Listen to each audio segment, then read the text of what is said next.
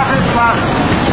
宮城県沿岸に大津波警報が出されております。非常に深い津波が観測されております。沿岸部の方は直ちに高台などへ歩いて避難してください。なお余震にも注意してください。気仙沼市からお知らせがあります。大津市が警報になっております。警報と分かれでもかなり高い津波が観測されております。沿岸部の人は直ちに歩いて高台などへ避難してください。より注意してください。では出てから失礼します。今お知らせになって警報部屋に書かれておらずに大津波が地方でもおります。高い大きな波をされております。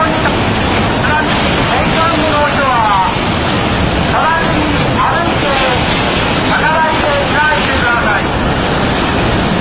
なお余震にも十分に注意してください。